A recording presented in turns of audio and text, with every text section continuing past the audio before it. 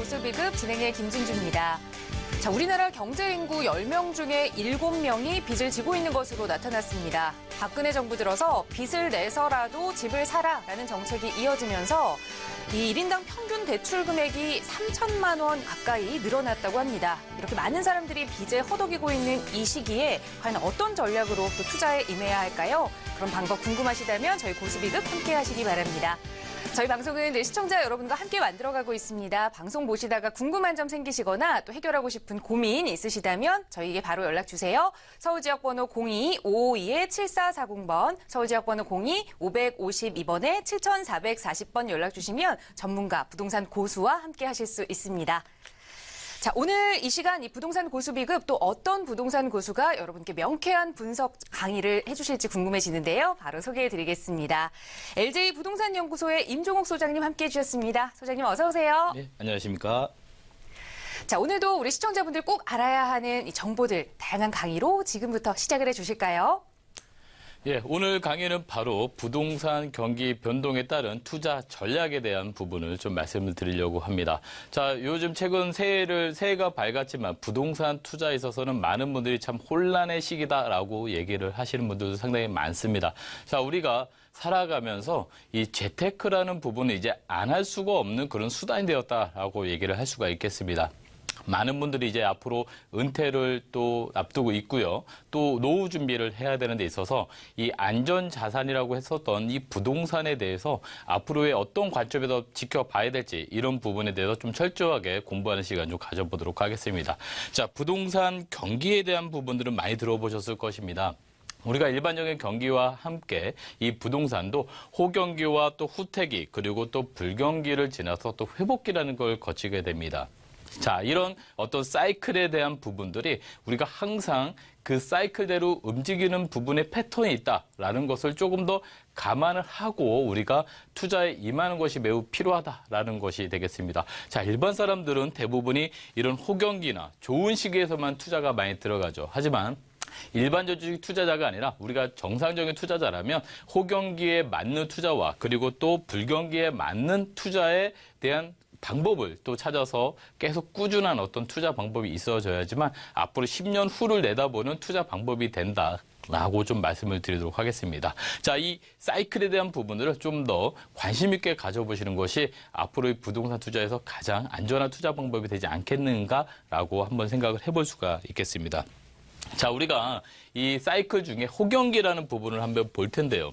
자, 얼마 전까지 우리 부동산에 대해서 많은 분들이 관심을 가지시고 또 그리고 거래를 해왔었습니다. 자, 이렇게 일반적인 분들이 많은 사람들이 거래를 할 때 그때 덩달아 같이 같이 거래하는 현상들이 많이 펼쳐지죠. 그래서 항상 상투를 잡았다 이런 얘기들도 많이 하게 되는데 자, 이런 부분들이 어떤 현상에서 나타나는지를 한번 보겠습니다. 자, 호경기 때는 많은 분들이 아시는 것처럼 부동산 거래가 매우 활발하겠죠. 나는 가만히 있는데 집을 팔라고 전화도 옵니다. 그리고 옆에 있는 친구도 집을 팔았다, 샀다 이런 연락도 많이 오게 되고요. 그러다 보면 부동산에 관심을 안 가질 수가 없게 됩니다. 자, 이렇게 거래가 활발하다 보니까 가격적인 부분 계속 상승하게 되는 모습을 알 수가 있겠죠. 자, 비록 얼마 전까지 이런 모습을 본 적이 있습니다. 자, 그러면서 아파트 분양 시장을 보면 청약 시장이 몇 대 몇으로 분양이 완료됐다, 청약이 완료됐다 이런 분양 시장도 활발해집니다. 그러면서 분양권 거래에 대해서 투자 수요가 매우 증가되는 모습을 보여줄 수 있고 그러면서 기존 아파트에 대한 가격이 계속 상승하는 그리고 또 얼마 포인트 올라다라는 뉴스를 계속 볼 수가 있겠습니다. 자, 이렇게 수요가 증가하다 보니까 건축 인허가 아파트뿐만 아니라 빌라, 다세대, 다가구 모든 건축 인허가에 대한 신청량이 증가하게 되겠죠. 수요가 많다 보니까 당연히 신청이 증가하게 되고 그러면 공급량이 증가되게 됩니다. 자, 일반적으로 우리가 부동산은요. 한 번에 공급량이 갑자기 늘어나는 것이 아니라 바로 2년이나 3년의 터울을 두고 공급량이 증가된다는 것을 많이들 알 수 있습니다. 그래서 이 분양시장이 활발해지면서 이 건축 인허가가 늘어나고 공급량이 늘어나는 그런 모습을 볼 수 있는데 지금도 많은 분들이 알고 계시는 것처럼 경기도 지역 같은 경우에도 2018년도에 많은 공급량이 늘어난다는 것을 알 수가 있습니다. 자, 그렇다면 그때는 바로 매도자 중심으로 시장이 형성된다는 것이죠. 가격이 상승되기 때문에 칼자루 자체를 매도자가 잡고 간다. 매수자보다는 매도자가 잡고 간다. 이런 게 바로 호경기입니다. 자, 그렇다면 우리가 사이클에서 호경기가 지나서 정점을 찍게 됩니다. 근데 항상 이 정점이 어딘지를 모르기 때문에 우리가 이 자체를 타이밍상으로 잡기가 정말 어렵다라는 것이죠. 하지만 이런 부분들을 우리가 항상 입지라는 어떤 부분으로 생각을 하면서 가야 된다라고 보시면 되겠습니다. 부동산은 바로 이런 미래 가치가 매우 중요하다라고 보시면 되겠죠. 자, 이렇게 정점을 지나서 후퇴기로 가는 시점을 우리가 어느 시점에서 후퇴기다라고 느낄 수 있느냐를 한번 본다면, 자, 부동산 거래가 점차 감소가 되겠습니다. 자, 요번에도 11월 3일 조치가 나오면서 이제 분양권 시장에서는 분명히 찬서리가 맞아지는 그런 때가 됐었고, 또 정치 경제적으로도 지금 많이 찬바람이 불고 있는 때입니다. 자, 이렇게 부동산 거래는 사실 어떤 예측하기 어렵게 갑작스럽게 감소가 되는 부분이 있기 때문에 사실 언제든지 부동산 경기는 후퇴기로 들어설 수 있는 가능성은 충분히 갖고 있다. 그때 내화부동하지 말고 좀 안정적인 어떤 부동산을 취득함으로써 이 후퇴기 전략을 좀 더 세워보는 것도 매우 필요하겠다라고 말씀드리겠습니다.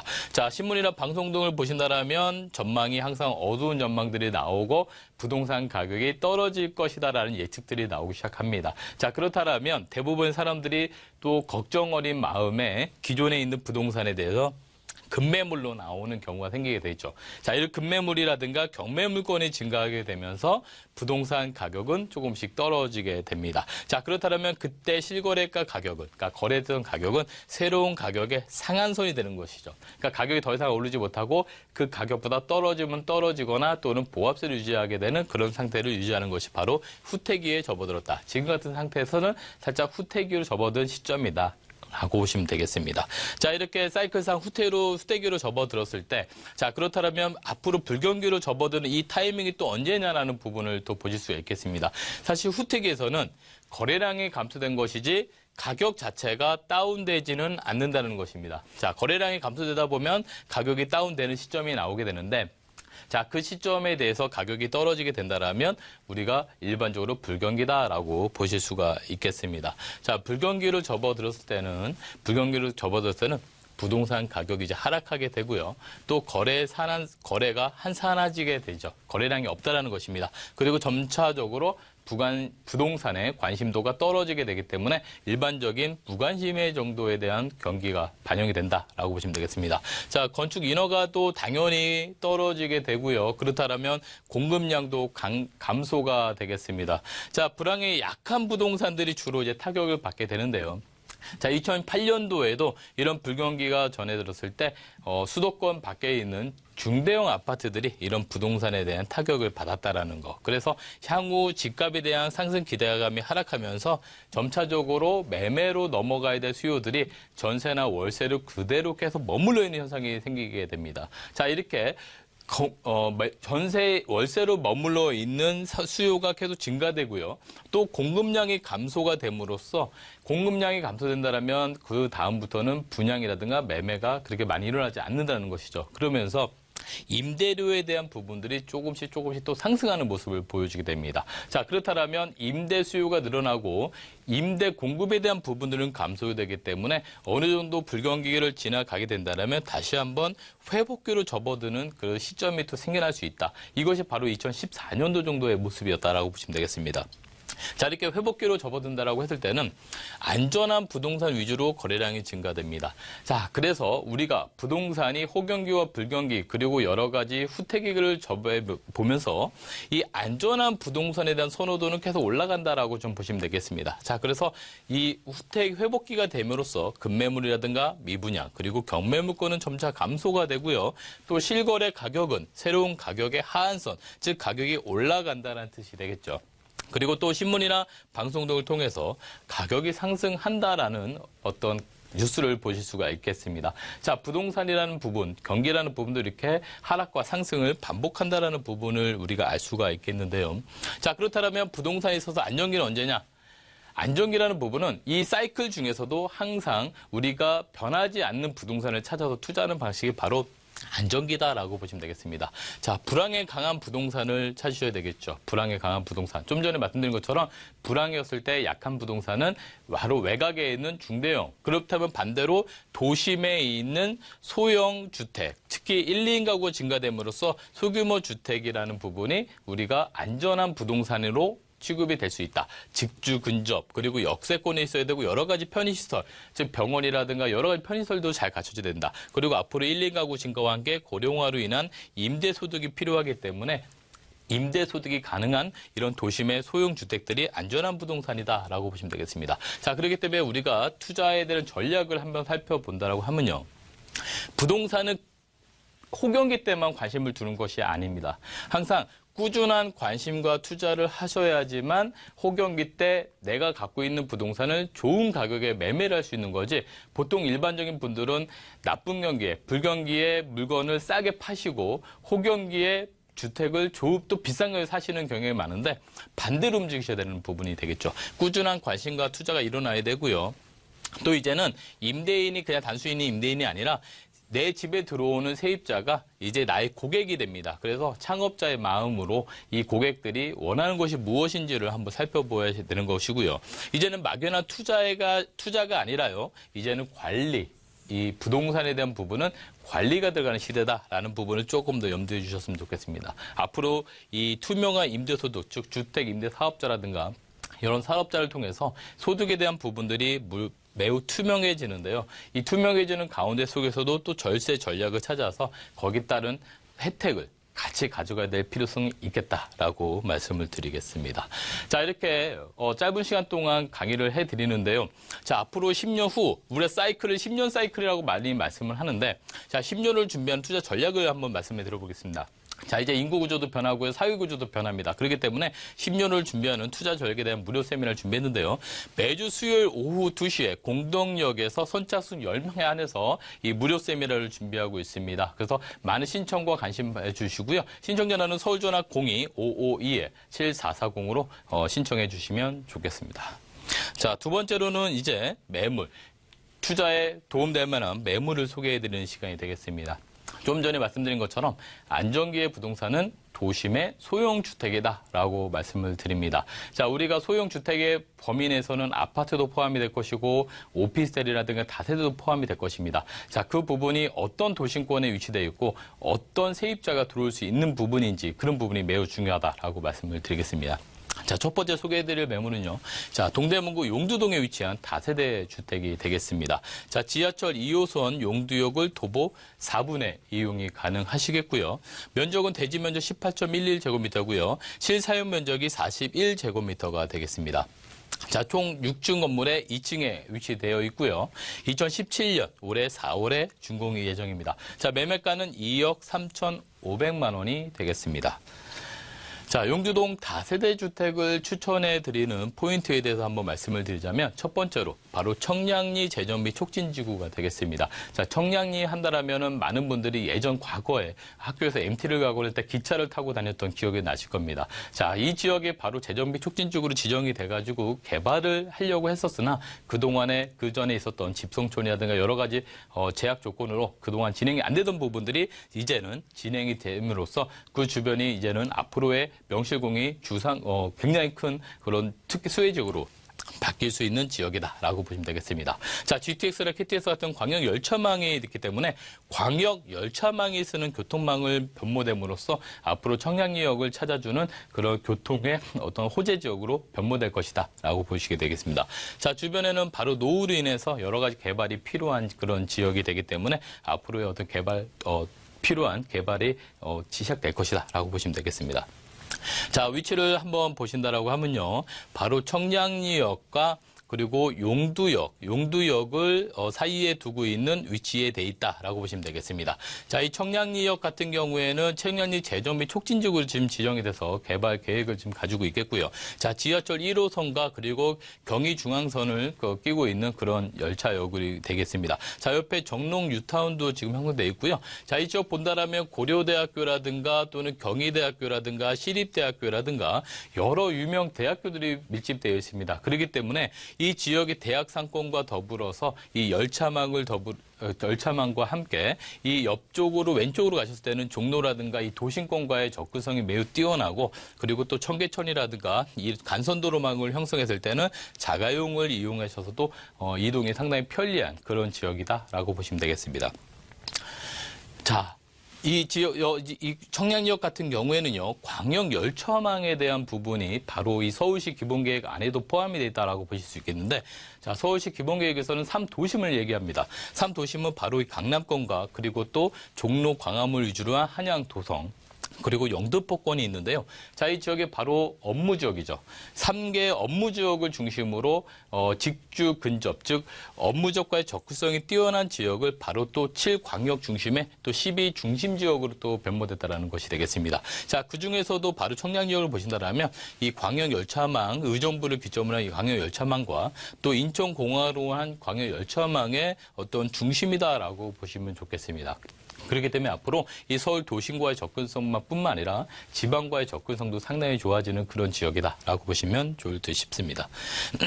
자, 좀 전에 말씀드렸던 GTX 노선들을 한번 봤을 때 우리가 A 노선, B 노선, C 노선 세 군데가 있는데요. 자, 청량리역 같은 경우에는 의정부를 기점으로 한 C노선과 그리고 인천을 기점으로 한 이 B노선이 같이 연결될 전망이고요. 또 A노선을 통해서는 이제 강남과의 접근성이 상당히 뛰어지는 이런 광역 열차망을 또 갖춰갈 전망이 있다라고 보시면 되겠습니다. 자, 청량리 재정비 촉진지구가 이렇게 개발이 될 예정에 있다라고 말씀드리겠는데 지금 최근 들어서 청량리 4구역 정비 계획과 그리고 또 청량리 주변에 이런 과일 동부청과 시장이 또 개발됨으로써 주변이 바로 이 주상복합에 대한 큰 빌딩들과 이런 어떤 상업 지역의 변모가 되는 그런 지역으로 탈바꿈되는 그런 지역이다라고 보시면 되겠습니다. 자, 이 면목선이 지하철, 면목 경의선까지도 연결되는 부분을 보실 수가 있겠고요.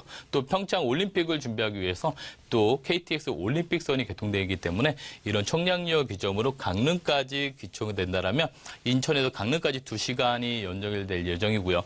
또 올림픽이 끝난 이후에도 바뀌게 되는 부분들은 이제 열차망을 계속 이용할 수 있는 그런 노선으로 남아 있겠다라고 보시면 되겠습니다. 자, 건물은 5층 건물이 되겠고요. 방 2개, 거실과 그리고 주방으로 연결되어 있습니다. 자, 옵션 자체가 세입자들이 편리하게 할 수 있도록 냉장고, 세탁기, 에어컨 등 풀옵션이 갖춰질 예정이기 때문에 세입자들이 굉장히 편리하게 생활이 가능하실 것 같고요. 또 엘리베이터라든가 자동문 여러 가지 편의시설이 상당히 잘 갖춰질 그런 건물이다라고 보시면 되겠습니다. 자, 가격을 한번 보신다면 매매 가격 2억 3,500만 원이 되겠습니다. 2억 3,500만 원이 되겠고요. 자, 전세는 2억 1,000만 원이 가능하기 때문에 전세 2억 1,000만 원 활용하신다면 실투자금 2,500만 원의 투자가 가능하시겠고, 자, 요즘에 수익형 부동산에 대한 부분을 보신다면 보증금 3천에 월 85만 원까지 수익형 부동산이 가능하기 때문에 대출 1억 4,500을 활용하신다면 6천만 원을 투자하셔서 월세도 받아갈 수 있는 그런 도심에 있는 수익형 부동산이다라고 정리해 보도록 하겠습니다. 자, 두 번째는 영등포구로 가보겠습니다. 좀 전에 제가 서울시 기본계획에 따라서 3도심을 말씀드렸었는데 자, 영등포구 같은 경우에도 그 3도심 중에 하나다라고 보시면 되겠습니다. 자, 지하철 2호선과 5호선인 영등포 구청역을 도보 5분에 이용이 가능하시겠고요. 자, 대지는 19.05제곱미터, 실사용 면적은 42제곱미터가 되겠습니다. 자, 층수는 6층 중에 5층이 되겠고요. 자, 준공은 2017년 6월이 예정되어 있습니다. 매매가는 2억 6천만 원이 되겠습니다. 자, 영등포구 당산동을 추천해드리는 이유에 대해서 말씀드린다면 바로 대형 업무지역에 인접되어 있다는 것이죠. 자, 2호선과 5호선을 이용하셔가지고 업무지역과의 접근성이 상당히 뛰어난 그런 지역이다라고 보시면 되겠습니다. 자, 더불어서 서울시 2030 기본계획에 수혜 지역이다. 그렇기 때문에 이런 계획하에 앞으로 수혜를 받을 수 있는 그런 지역이다라고 보시면 되겠고요. 자, 오늘 소개해드리는 이 영등포 당산동은요, 단지형 다세대입니다. 그렇기 때문에 아파트급에 준하는 그런 관리를 받을 수 있는 부동산이 되겠습니다. 자, 앞으로는 투자의 시대라기보다도 관리의 시대다라고 얘기해드린 것처럼 이 관리가 잘 될 수 있을 만한 부동산이 앞으로는 대세다라고 좀 보시면 좋을 듯 싶습니다. 자, 위치를 한번 보신다면 지하철 5호선과 그리고 지하철 2호선 이용하시게 되겠는데 영등포구청역이 2호선과 5호선의 환승역이 되겠습니다. 자, 따라서 5호선을 이용해서 여의도라든가 또는 공덕을 이용하시게 되겠고요.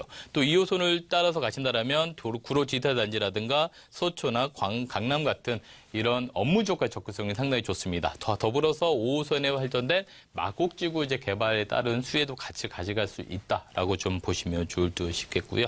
자, 지하철 2호선과 5호선의 환승역입니다. 2호선과 5호선 환승역이고요. 주변은 전부 다 평지로 이루어져 있기 때문에 이동이 상당히 편리하시다라는 점, 그래서 도보로 이용하시면은 상당히 편리하게 쉽게 도달할 수 있다라는 점이 이 지역의 특징이다라고 보시면 좋을 듯 싶습니다.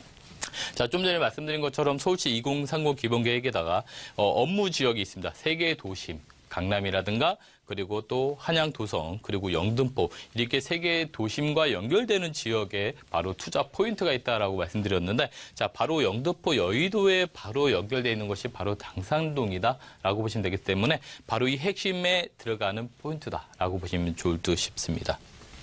자, 지도를 한번 보신다면요. 이렇게 지금 연두색으로 표시된 게 일반 주거 지역입니다. 자, 그리고 상업 지역이 나타나게 되는데 바로 이 중공업 지역이 성수동과 바로 이 당산동 일대가 중공업 지역이 되겠습니다. 이 중공업 지역에 대한 수혜를 가져갈 수 있다라는 것인데요. 자, 중공업 지역이 앞으로 개발됐을 때 적정한 이제 입체적 복합 지구에 대해서 250%까지 가던 용적률이 이제 400%까지 갈 수 있는 이 용적률 상향선이 가능하다라고 보여주기 때문에 이 용적률이 상향이 가능한 지역은 바로 땅의 가치가 상승할 수 있는 지역이다라고 보시면 좋을 듯 싶습니다. 자, 서부간선도로 지하화 사업을 통해서 지금처럼 정체되는 이 서부간선도로가요, 지하화됨으로써 깨끗한 공원과 그리고 또 쾌적한 이 환경이 지도될 수 있는 그런 지역이다라고 보시면 되겠습니다.